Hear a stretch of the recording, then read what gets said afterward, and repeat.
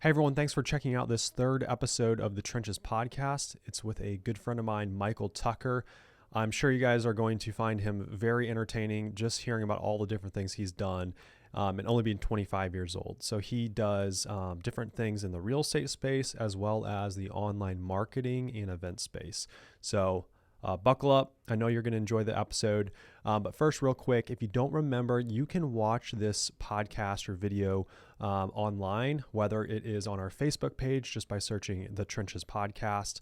You can find us there. You can find the video on my YouTube page just by searching Kyle Grimm, or you can also just listen to the audio version on Spotify or Apple Podcasts. So thanks again, and thanks for watching.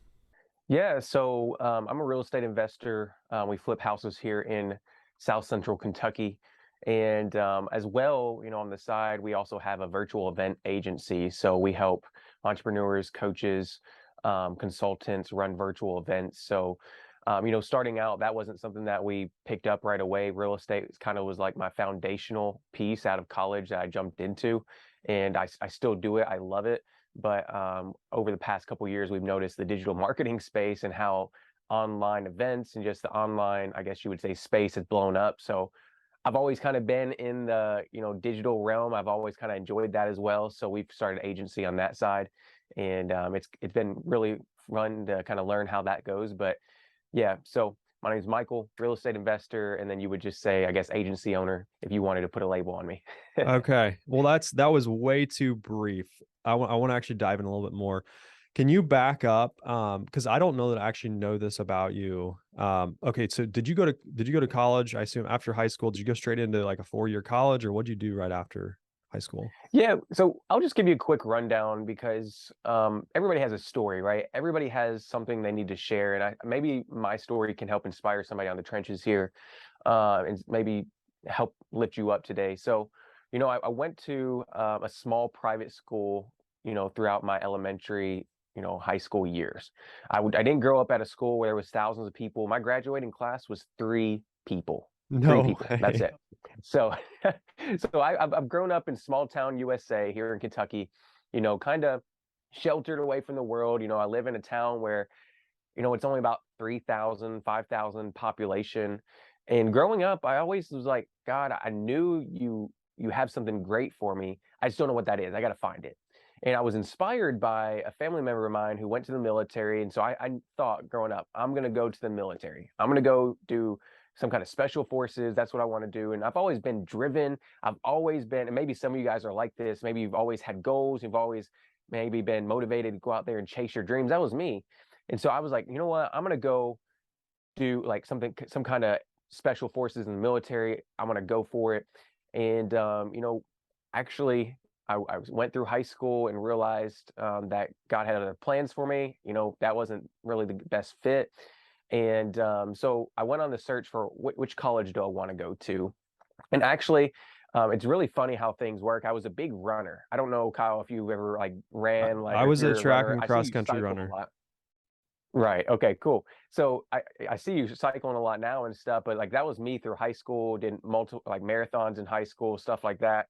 And actually at this school I attended, there was no cross country team, nothing. All they had was basketball for boys, volleyball for the ladies, right? So it was like if I'm gonna go like to make it to college, I'm decent. I'm not like the smartest of the smart, so I'm not gonna go ahead. I don't have a 30, I don't even know, 32 ACT score. Like my ACT score was like 22. So I was like, if I'm going to college, I'm not gonna make I'm not gonna make it in college off of my scores. It was like, so I'm gonna have to bootstrap this if I want to like get some money for scholarships. And the way I'm gonna do that is through cross country running.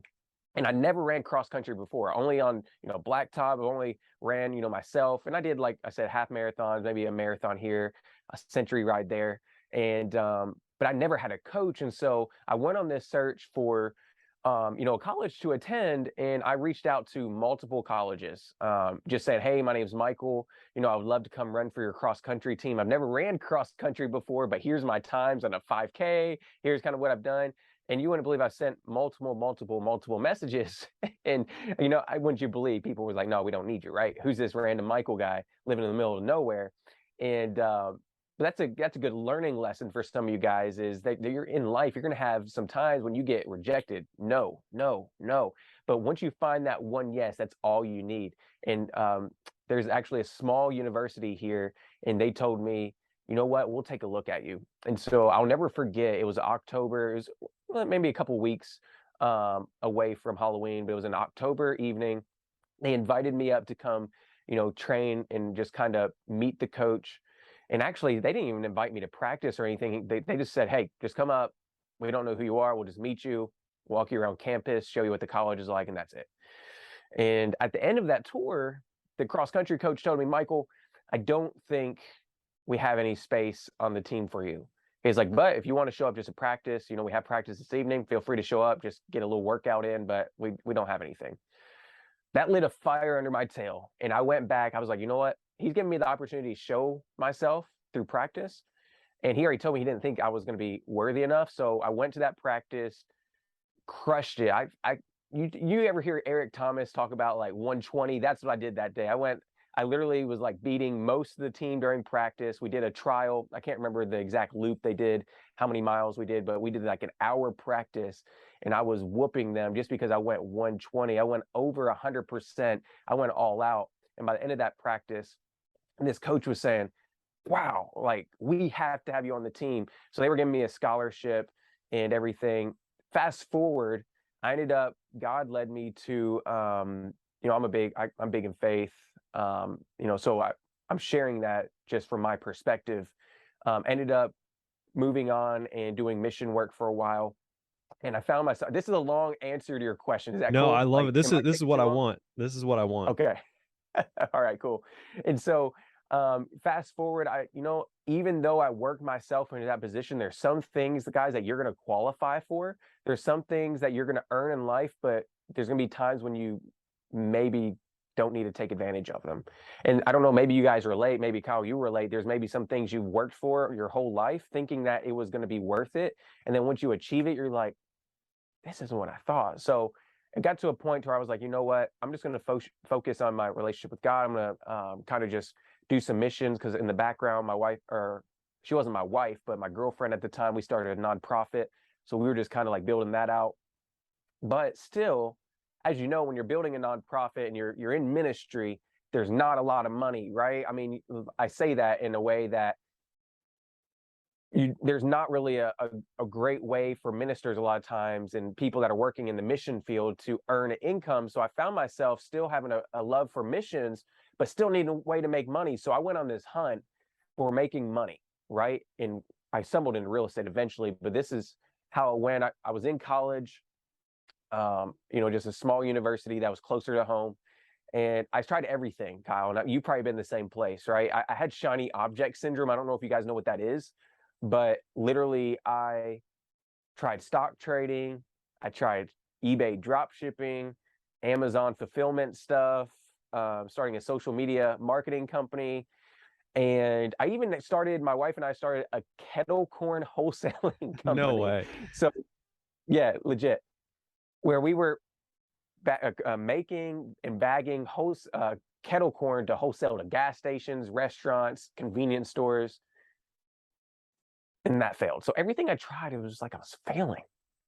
I don't know if you guys and Kyle, you can relate, but there's been times in my life where it just feels like I'm knocking on all the doors and they won't open.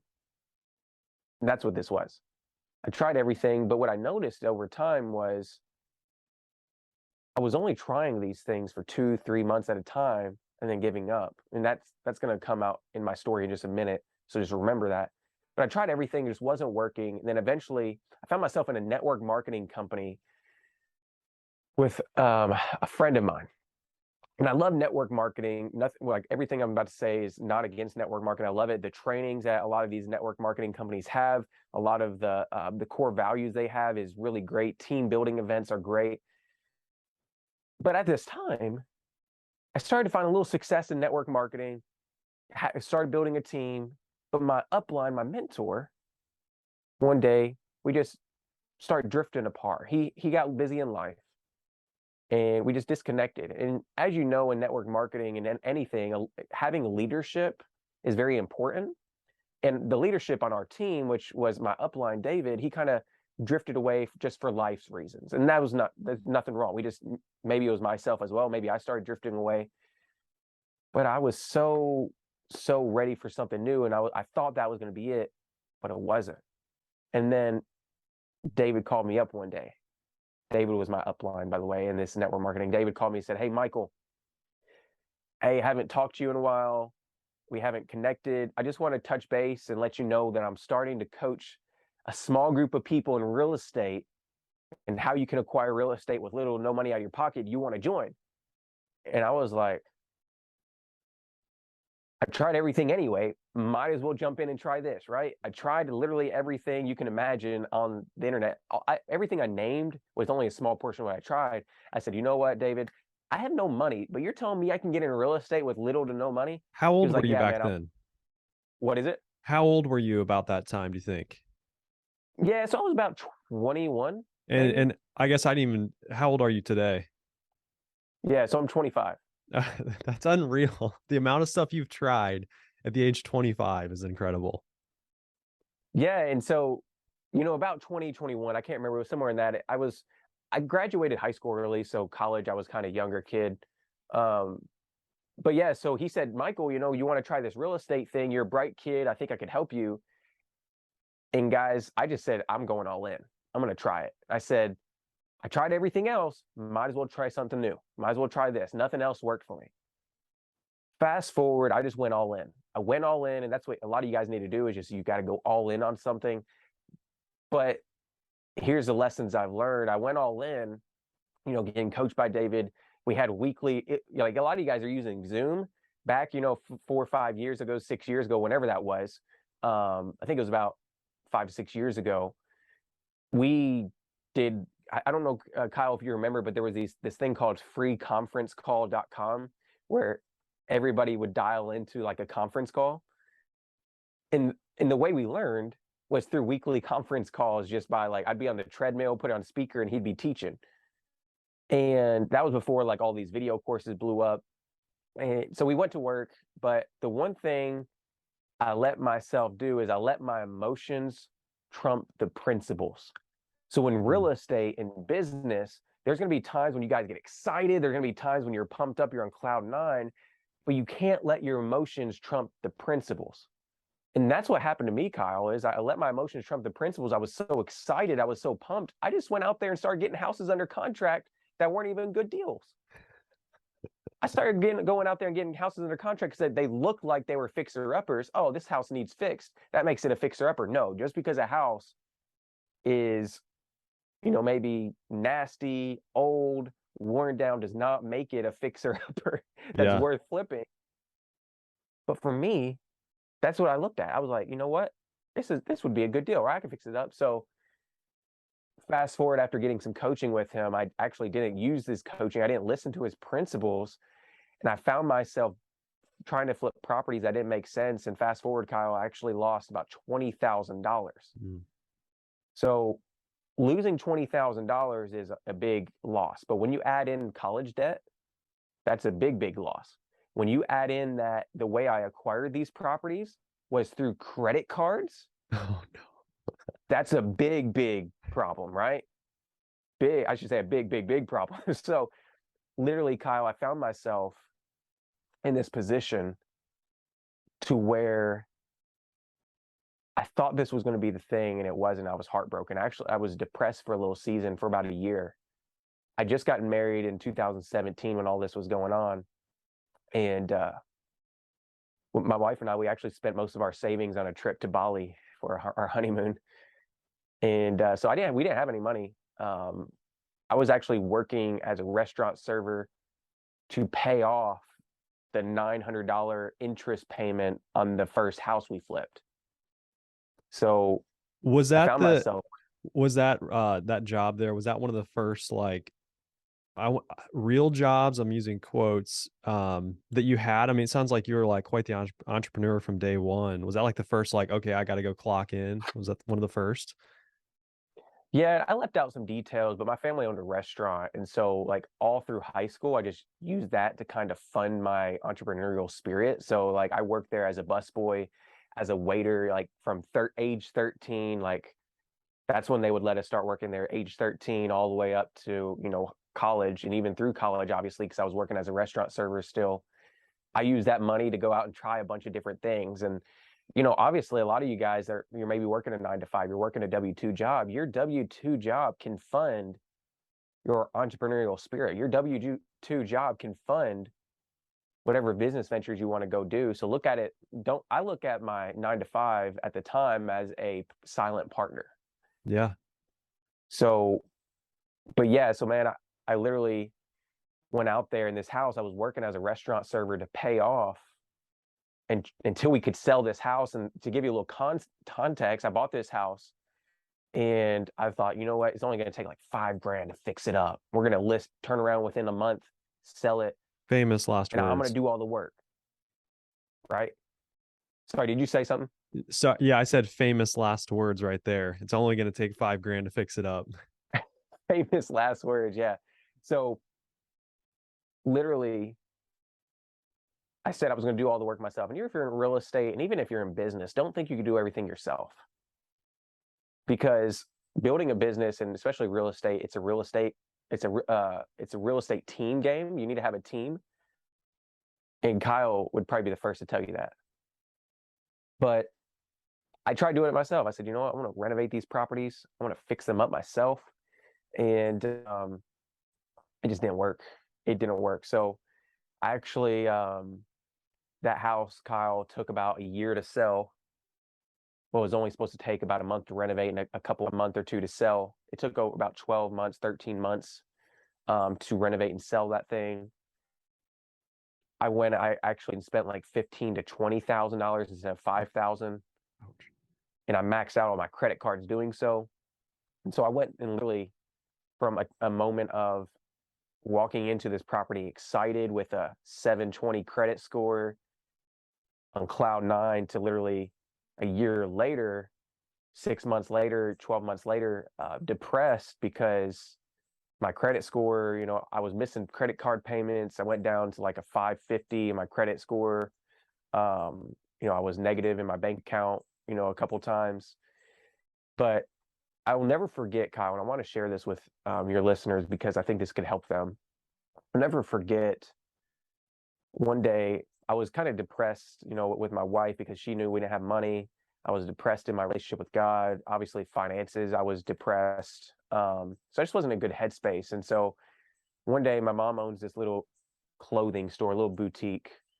And I went in, I was picking up some stuff from her store that she had for me. And she was like, Michael, you look depressed, man. She was like, are you sure you want to keep doing this real estate thing? And that was the first time somebody had ever asked me that. They said, are you sure you want to keep doing this real estate thing? Because she said, it looks like it's not working for you. Are you sure you want to keep doing this? And I said, you know what? Let me think about that. And I thought about it for like 10, 15 seconds. And I went back to her. I said, Mom, I've tried everything I can to make money. I've tried everything you can to make, a success, and nothing seems to work. I'm going to see this through no matter what. I'm going to see this through. And that's the spirit a lot of you all need that are listening right now. Is there's so many of you guys, you've been trying thing. But the thing is, you haven't committed to anything. And that's where I was. Stock trading, I didn't commit to it. The e-commerce stuff I was trying, didn't commit to it. That kettle corn business that I started, that a lot of you guys would probably laugh at me for, I didn't commit to it, right? And once I decided to commit in real estate, once I decided to commit and go all in and see it through no matter what, that's when I started seeing success. Yeah. So does that make sense, Kyle? Yeah, for sure. I think that's such a good point. Honestly, I struggle with the same thing in my current business. I mean, it's easy, I'm in real estate. That's what I'm focusing on. But then you can break down real estate into so many different things, which is, I'd love to hear more about the different, avenues in real estate that you've been in. But for me, it's like, okay, do I want to buy self-storage facilities? Do I want to buy commercial, warehouses? Do I want to buy single family homes? And it's very easy to bounce around to them before you really find true success in that one specific, thing. So I'm struggling with that right now. And so, yeah, it's just, I totally get it. Yeah, and for everybody in here that's maybe in that same spot as, Kyle, or maybe where Kyle, I'm sure Kyle's kind of figuring it out, but you're like, I don't know what route, because in real estate there is. You can be an agent, you can flip houses, you can buy single family rentals, you can buy multifamily. You're gonna have to experiment. That's what I did. I just kind of went in, Kyle, and experimented. And you know what? I love flipping because I love big chunks of cash. Like, that's just me. I just love being able to walk in with a $50,000 check in my hand, right? Um, and so I was like, I know flipping is going to be for me just because of my nature. So I'm going to figure this thing out. And so I went back to the drawing board. I didn't tell you, Kyle, at the same time. Actually, that first flip I did, I actually bought another house at the same exact time. And that's a whole nother story in itself. Let's just say that it was going to be a rental instead. And we had a contractor come out to replace the roof, but he didn't cover the roof up before a storm came. So a big storm came through, drenched the whole house. All of our tenants' stuff got, like, literally rain came into the house from the roof because they didn't tarp it before the rain came. And literally all our tenant stuff got ruined. It was just a mess. And so from that point on, it was just like, I got to figure this out. And how am I going to do this? And one of the ways I chose was using other people's money to fund real estate. So I went back, and a lot of you guys, whenever you hit this roadblock and you hit these maybe so-called failures, you forget to learn from them. So, but what I did is I went back to my mentor and I told him, I was like, hey, listen, I didn't listen to your advice. I need to listen now because of where I'm at. And I said, what can we do? So we went to the drawing board and we said, okay, let's use other people's money to get out of this situation. So I went to work and I started finding great deals that people looked at me and was like, Michael, if you don't buy that, I will. Mm-hmm. And so that's what I went to work. And I actually, right after that, so that first flip I was talking about, it took about 12 months to sell it. But we actually went to work right after that, and I got another house under contract. And I'll never forget that first check. We bought it, and it took about, I don't know, maybe 6 months to do the deal, maybe 5 months. But I remember holding a check for like $25,000 or $30,000. And that was the first time I ever made money in real estate. I was still like pretty much breaking even, right? Because of my past loss. But I'll never forget that. I was like, I can do this. I can do this. And actually, I funded that deal using my cousin's money. I went to a local bank. So this is just the play I ran, Kyle. Went to a local bank, and I was transparent with them. I was like, hey, trying to get into this real estate game. I'm being mentored by somebody. I tried doing a flip before and I messed it up. I already know, but I'm learning, and I want to go ahead and keep moving forward. And they helped me out big time. And that's why I love local banks. Just for everybody that's in real estate in here listening, I love local banks, when you start out, because a lot of times they can be a little bit easier to work with. And so I went to them. I was like, what can we do? And they said, we'll help you out. Here's some loan programs. They said, you'll need 20% down. So I went to my cousin. I was like, hey, you put 20% down. We'll go on this deal together. I'll manage the flip. We'll get it done. We'll get it sold. And you'll get your money back plus a little bit more. And my cousin at the time, you're like, Michael, how old is your cousin? My cousin was only like 18. No way. Yeah. So I'm telling you guys, like, whenever it comes to other people's money in business, it doesn't matter if it's real estate, there's people out there that that have money that you would never think of. My cousin, who's 18 years old, lent me money for a real estate deal. I have people of all different ages, stages of life that have lent us money. So don't think that, there's no money around me. There is. There's people that are just quiet about it. And wouldn't you say, Kyle, that's true? Oh, for sure. It's incredible. I get quite a few people reaching out, and you're even better at social media than I am. But it's amazing the connections that you can make and the trust that people build in you once they start to see what you're doing. When they start to think of you as, oh, he's the guy that invests in real estate, and it looks like he really knows what he's doing. It's amazing. Yeah, what can come your way. Yeah, and I'm glad you said that, because there's actually most of our deals now, Kyle, that we come through. I don't spend any money on marketing, by the way. I think it helps because I'm in a small area and there's not much competition. So if you're in a bigger city, you may have to dive into some paid marketing tactics. But where I live, I invest in a town of like 30,000 people, 40,000 people. I don't have to market any because people know who I am. So in business, in real estate, you got to get your name out there and let everybody know what you do. Don't be afraid to hold back. And that's what I started doing. That's how I was finding these great deals. I was letting everybody and their brother know, my name's Michael and I flip houses. my name's Michael and this is what I do. And so eventually, and now when people see a rundown house, or when people find a house that has to be sold fast, you know who they come to? Me. They know, Yep. hey, I know a guy, his name's Michael. Hey, why don't you hit up Michael? He'll buy that house. He buys everything fixer uppers, right? And so that's actually how we start finding great deals, was just blasting our name out there everywhere on Facebook, calling people, letting them know, talking to attorneys, real estate attorneys, let them know, hey, if you have a deal fall through, hit me up. Or if you somebody that is inherited a house, hit me up, we'll buy it. So, from there, we just started finding great deals and shopping them around to people and building partnerships with people. And I'm going to be honest, I'm not like one of those people that do 100 deals a year. I mean, we flip like 15, 20 houses a year right That's a now. ton. That's a lot, people. I mean, for those that aren't in real estate, that's a lot. I mean, to be able to flip even one house a month is pretty incredible. Right. And I should credit that to us buying a lot of portfolios. Like we bought over the past 6 months, 2 portfolio of houses that were just kind of, you know, let's just say they were kind of slumlords, getting the houses right, getting them up to speed, turn around and listing them right. So, but even before then, we've been doing like 5 to 10 flips a year before picking up these portfolios. But you know, I credit all that. We went through, started finding great deals. So if you're in real estate, just search for the great deals, and then the money will come. Right? There's people want to be a part of something good, and whenever it comes to raising money, just go. Don't be afraid to talk to people and create conversations. There's chiropractors out there that have money stashed away. There's doctors. There's just local business owners that would love to partner with you.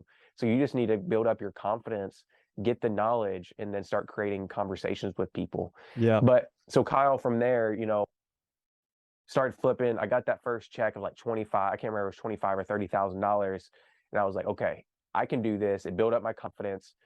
And in real estate, there's this thing called the law of the first deal. And one of my friends, Michael Blanc, talks about this in the multifamily space, but it's true. And I feel like every area is like that first deal is the hardest deal to get. But once you can push past that, and once you can get that first deal under your belt, it's a lot easier to get the second, the third, the fourth. So after that first one, we just went crazy, and we just started going out and just trying to find as many as we can. And after that, we just started finding about one flip a month, one flip every other month. And we're still trying to build out our systems, still trying to build stuff out so I can focus on the other avenues. But that's how we kind of made it in real estate. So we're actually, Kyle, we're thinking about transitioning to buying more rentals, because right now we've been strictly focused on, the fix and flip. And the Yep. market, as of over the past 2 years, have been great for fix and flipping. So we're about to maybe pick up some rentals and start building some rentals just because of the demand for it. So Yeah. I think just what you said earlier about your town being, like what, 30,000 that you invest in. And then so you live in a town of like 5,000, you said, and then invest in a town that's like 30,000. How far away is that from where you live? yeah, so it's only about 30 minutes, 45 minutes, maybe. It depends on where we actually just moved. So about 40 minutes from where I'm Okay. at. Okay, that's a big limiting mindset that I've had in the past. So I had a conversation with you. This was probably a year ago now, maybe not quite a year ago, but like I was stuck in my head. I live in the middle of nowhere. I live in a town. It's larger than the town that you invest in. And I remember you saying something like, you have the opportunity to like own that market more or less. Or I don't remember exactly how you worded it, but it made me realize that I'm so often looking at, you know, big shot investor who lives in, a metro of like 4 or 5 million people, and then feeling like, oh, I can never, reach those levels, which maybe I don't even want to reach those levels, but it's easy for me to just be like, well, I live in a small town, there's nothing going on here. And, so, what's the point of even really trying that hard? I'm just curious. I mean, is that something you think about? Like, oh man, I've got to get into a bigger market, or how have you, yeah, how have you navigated through that in such a, I guess, smaller market? I don't look at it, and I've never looked at it as a limiting belief, because there's money everywhere. Money's being made regardless of where you live. And so, Kyle, I invest in the 30 to $40,000 city, but I also invest here where I live at 5,000. For example, we just bought 5 houses here in the town of 5,000 people.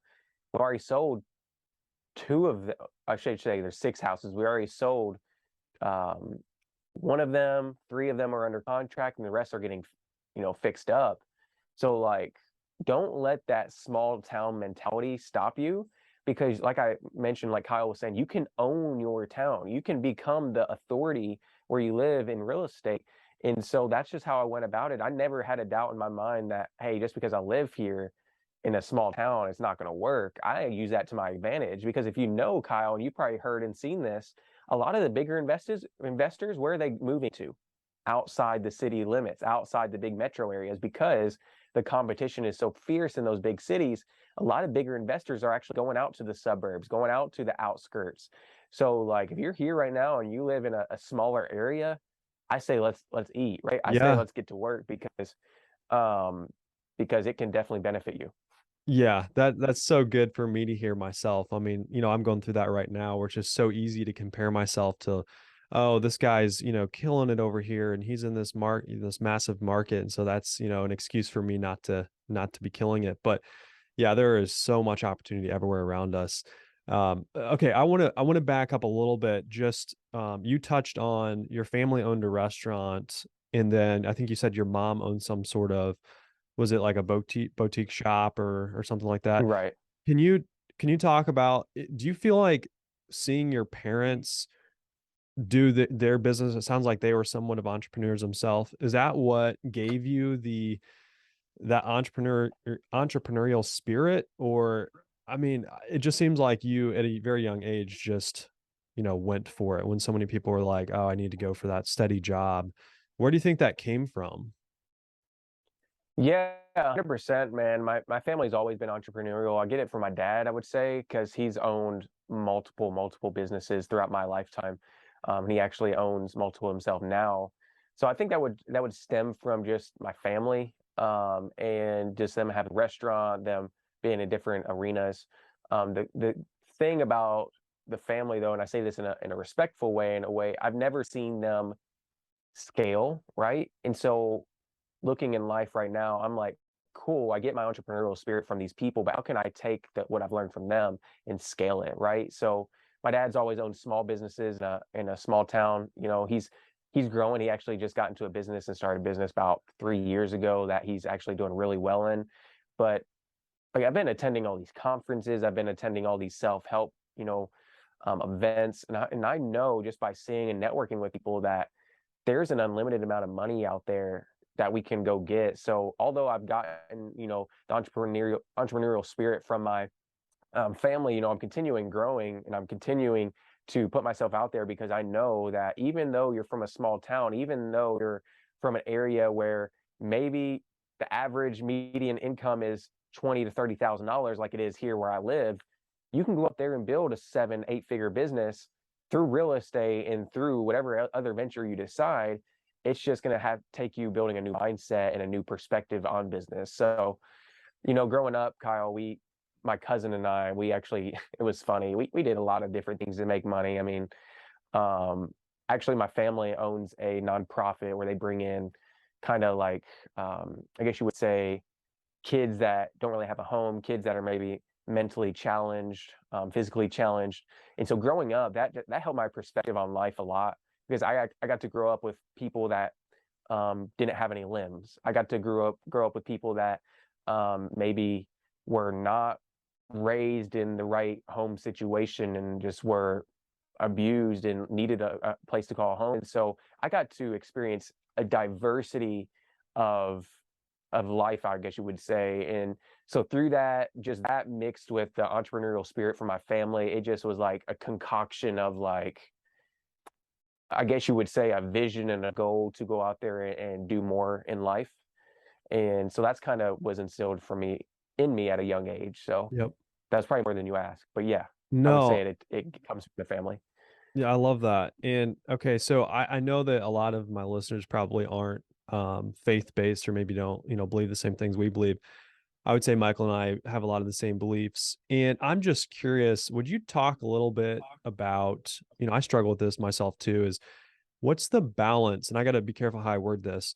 What's the balance of following like your dreams and your passions, and even the financial goals, the success? What's the balance of that versus like, sometimes you hear over the pulpits like, we need to be content with the lives that God gave us. We need to, not always be coveting, your neighbor and what they have. And I always have a hard time. I guess where my thought process goes is I feel like God gave you and I an ambition for a reason. And I don't know where that line is of like, okay, you're going too hard. You're neglecting your family, you're neglecting your faith. Just talk a little bit about that, how you navigate that, and how do you feel like God looks at you running after, financial success and business success? Yeah. Yeah, that's a good question. And I'm gonna be honest with you, where I grew up here in Kentucky, a lot of people look at money like it's a bad thing, right? And maybe you grew up hearing that. A lot of people grow up hearing money is the root of all evil. Have you ever heard that, Kyle? Oh yeah, for sure. Okay.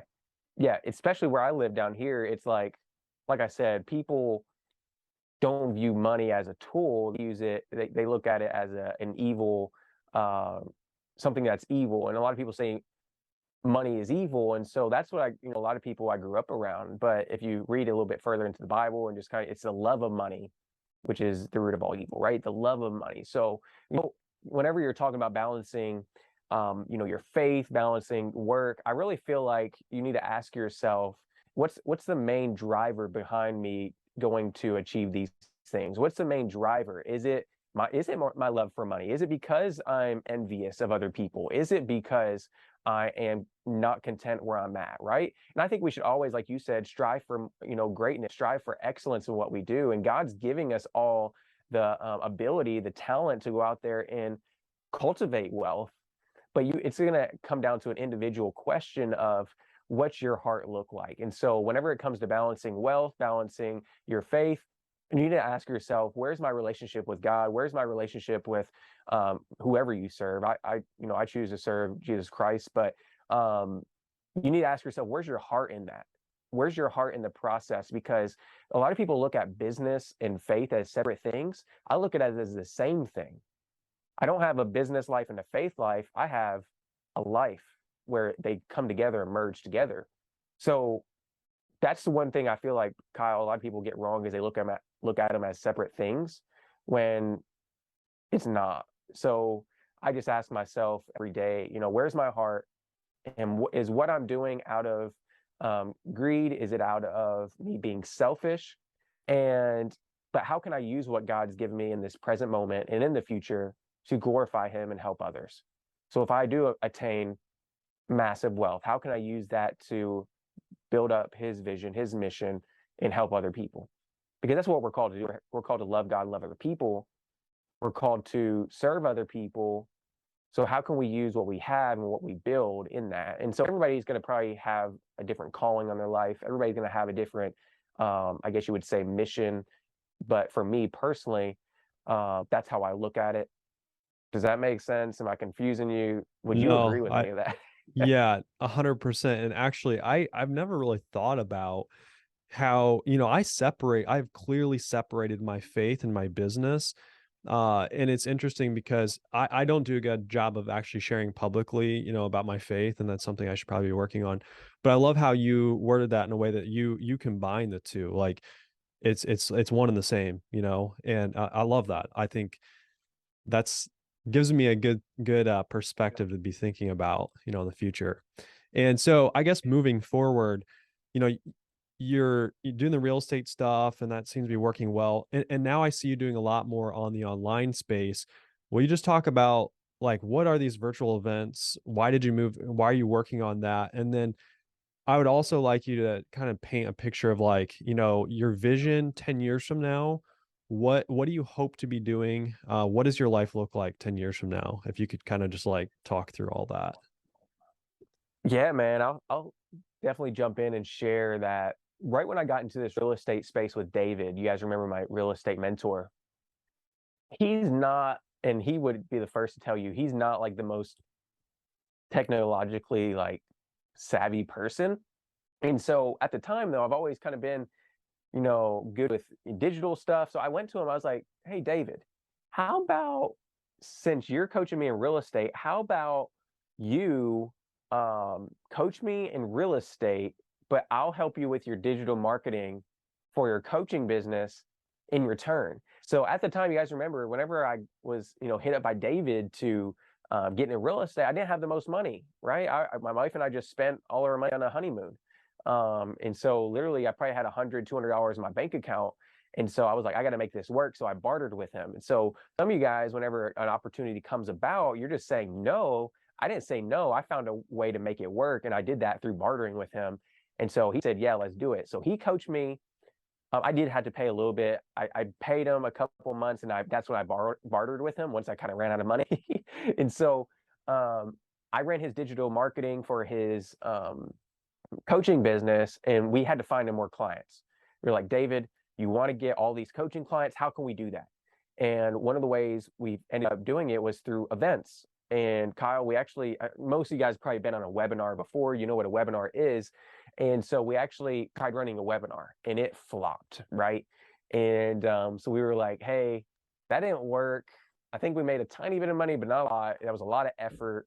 So I said, let's go to the drawing board. And so long story short, we found a certain style of events called online challenge. Maybe you guys have been on some online challenges before, but we found like the online challenge model really worked. And through that model, we were able to take David from $0 in his coaching business to literally 7 figures, $1 million in his coaching business through online events. And so we kind of perfected it over the past, that was like mind blowing to me that we could take David from 0 to 7 figures, like $1 million in like 2 years or less through virtual events.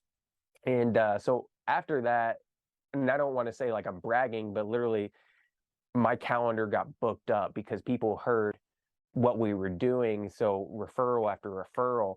And, Kyle, we've been running these virtual events for coaches, influencers, entrepreneurs, and we've helped generate over the past couple of years, just over $25 million worth of revenue.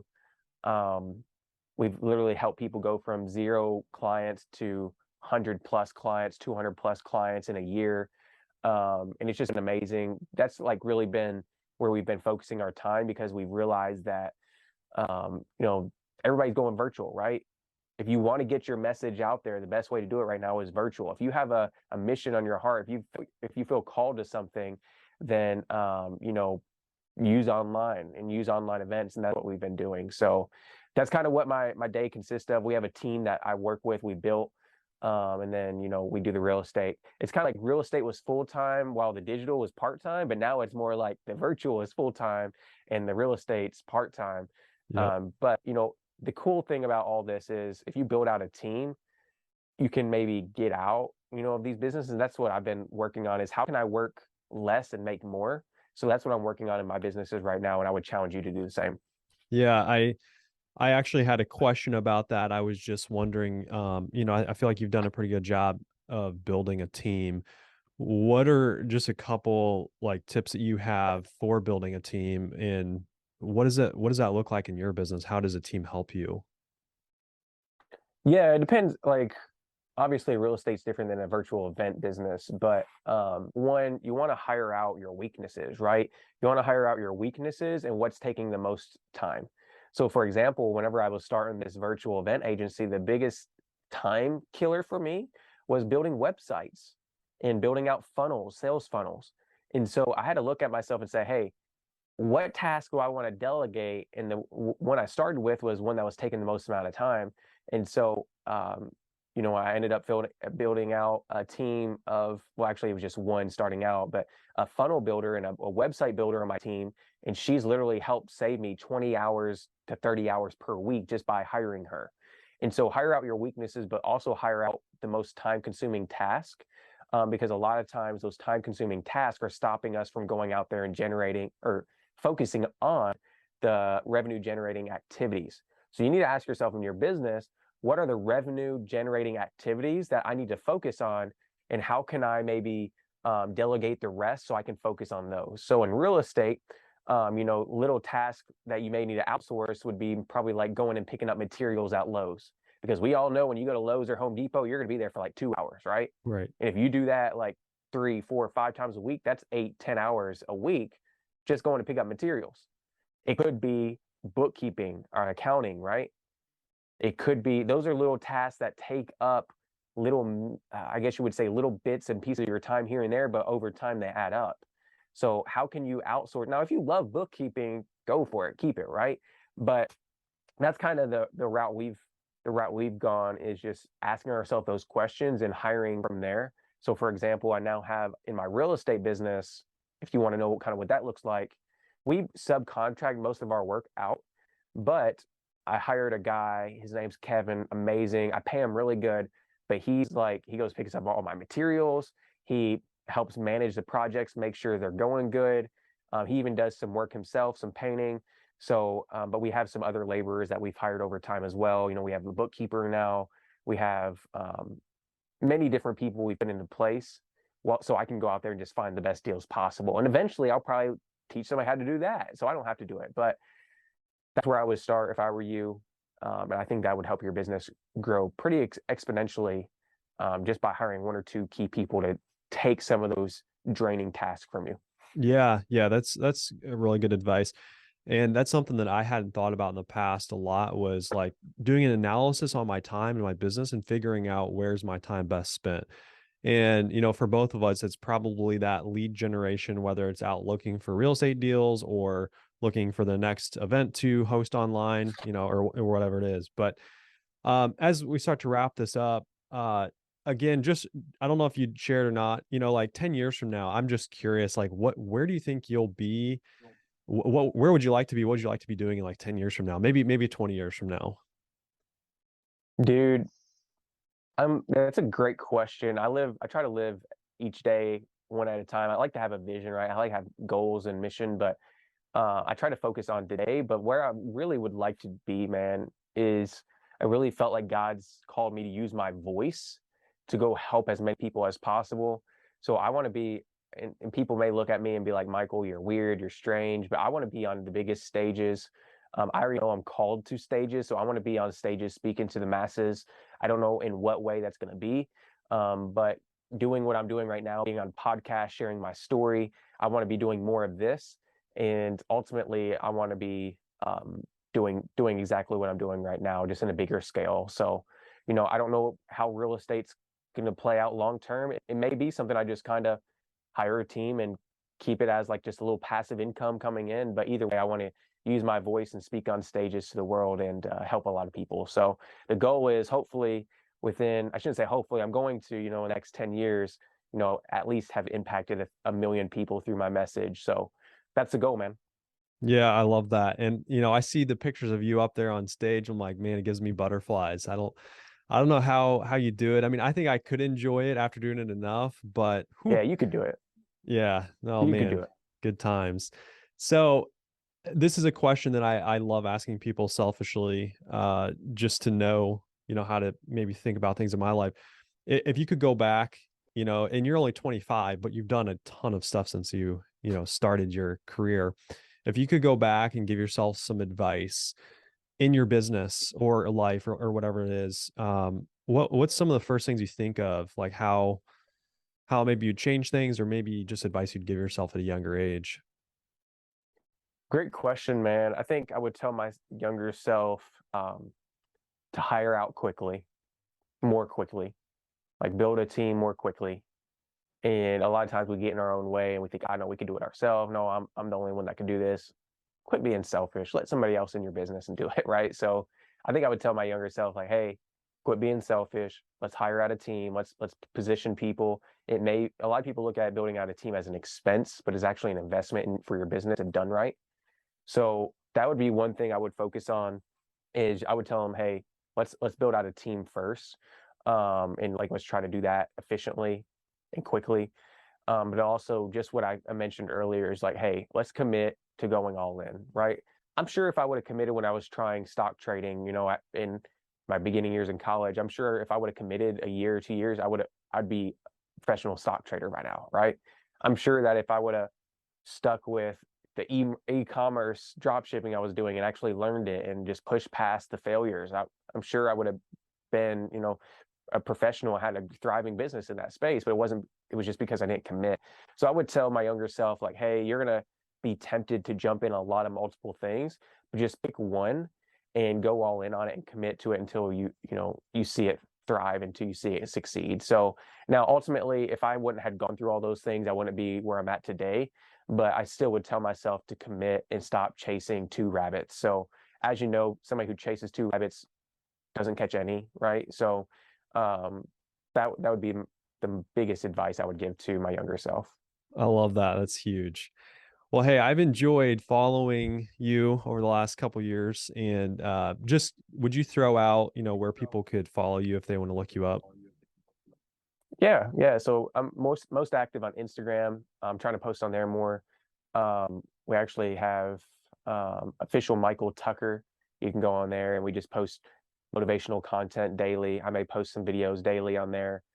Just really a great hub for you guys just to keep inspired on your entrepreneurial journey. So official Michael Tucker, or you can go to milliondollar secrets.com and check out what we have going there. So that's about it. Cool. All right, I got to let you go. You're a busy guy. Hey, I appreciate your time today. So we'll talk to you soon. All right. Thanks, Kyle. Appreciate it, man. Thanks for having us. And everybody, God bless you. Yep. See ya.